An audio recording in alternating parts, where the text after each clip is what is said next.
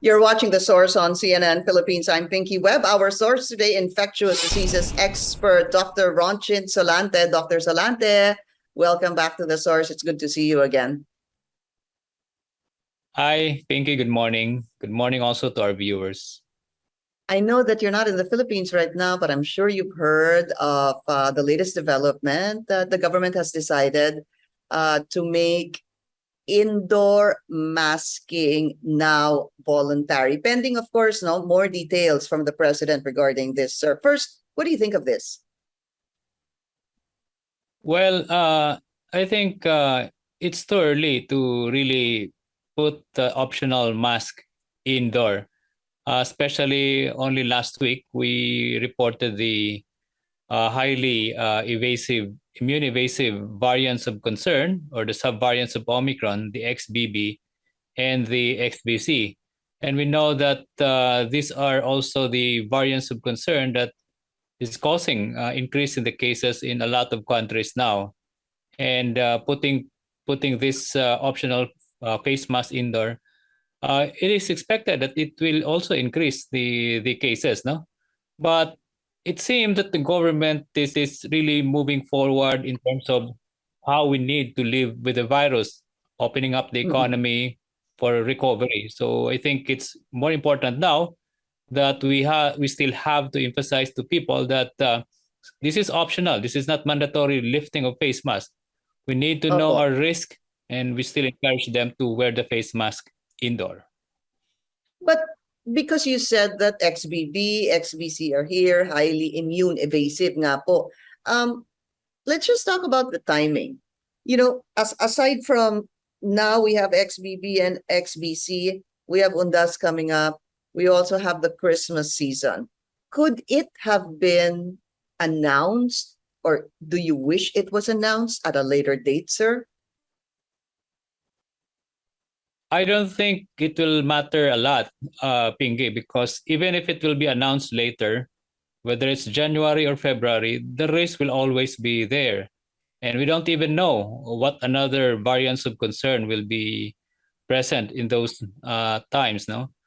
But I think timing is not good. But if you look at the cases now, it's also something that we have to balance because cases are going down and Mm. hospitalization rate remains very low.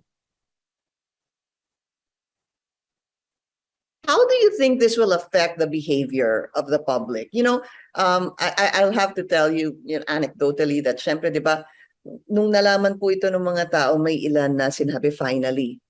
Yung iba naman sinabi na, no, no, no, it doesn't seem like this is the right time. But now that we know this, and maybe this is something some people have been waiting for a long time, how do you think this will affect the behavior of the public? Well, if you notice, when we implemented the optional wearing of the face mask outdoor, it seems that people are still wearing it, no? And only a few, you can only see a few people not wearing the face mask outdoor. Now, more so that this is optional, I think we have been used to wearing face masks over the past 2 years indoor. So it will really take time for people to unmask indoor, no? And the threat of the variants of concern will always be there. And I see that there's still ample majority of people we will still be wearing the face mask even if this order or this policy will be implemented. And I think the other area here, Pinky, no, we need to look at it at the other side of how we deal with the pandemic. No, it's more of empowering the people also. What do you mean by that? Meaning giving the responsibility to the people to make an informed consent, make Hmm. decision regarding the risk, no? And that's I think one important aspect of resiliency. Facing a pandemic is not just about lockdown. It's not just about all this mandatory health protocol. It's also putting some of this responsibility to people so that we know that eventually with other infectious diseases, that's also the same. No, we need to get Mm-mm. the people involved in terms of a higher and greater responsibility. It's really, I guess, Dr. Solante, right now, it's also about assessing the situation, your particular situation, and the people around you, where you go home, and what you would do that will affect the people na inuuwian mo sa iyong bahay. But we need to take a very short break. We will be right back.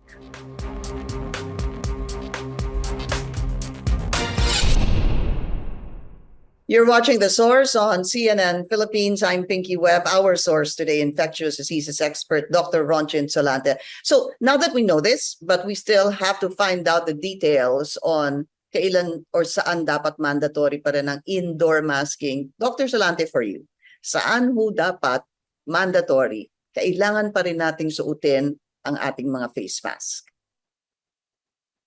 Okay, first I think, Pink, it's important to identify the people that should be wearing the face mask indoor, no?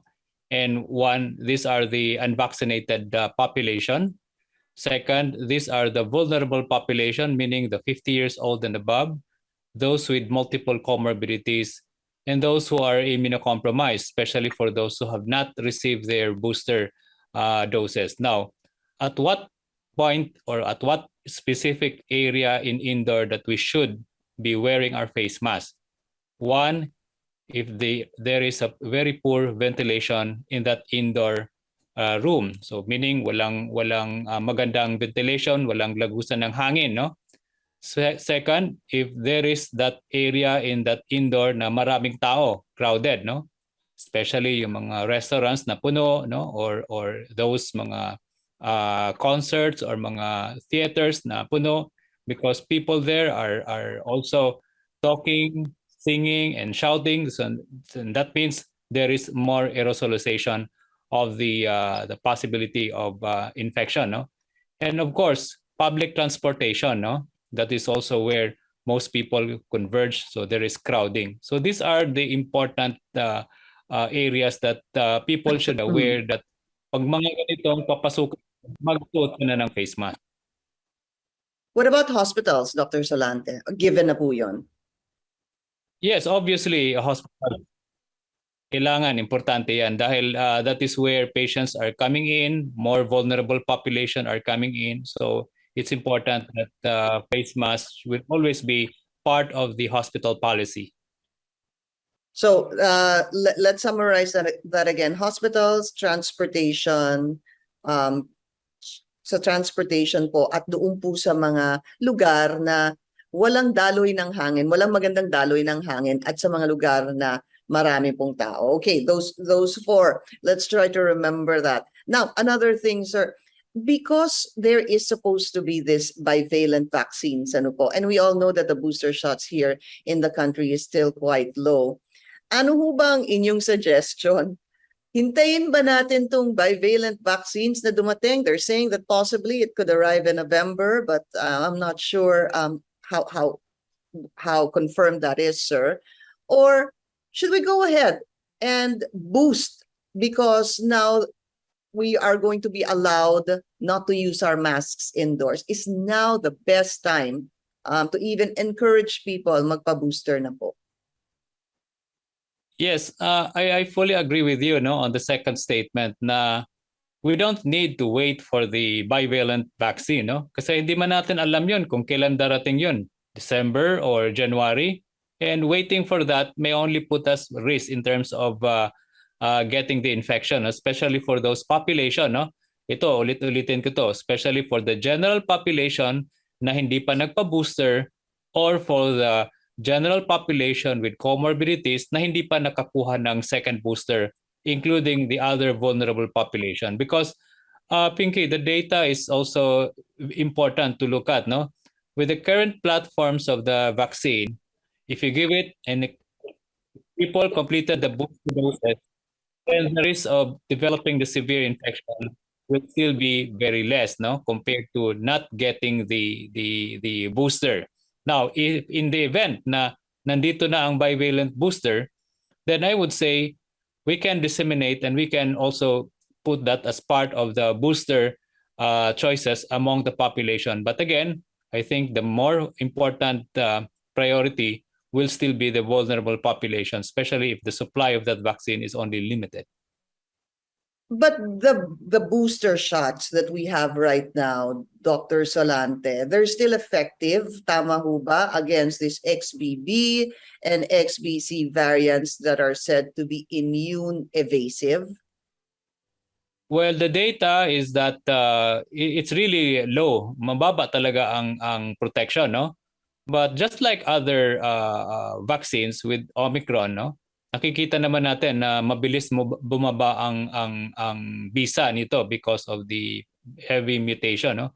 Pero nakitaan naman doon sa data na despite getting the infection, so ibig sabihin hindi na maganda ang protection mo, but the ability of this vaccine to protect you against severe infection nandun pa rin, no? So yun ang gusto nating mangyari ngayon, na even with this XBB and XBC, tuloy-tuloy pa rin ang bakunahan dahil nakikita pa rin natin na despite the fact na mababa na ang protection natin, nakikita natin to sa ground ngayon, may mga na-infect na, no?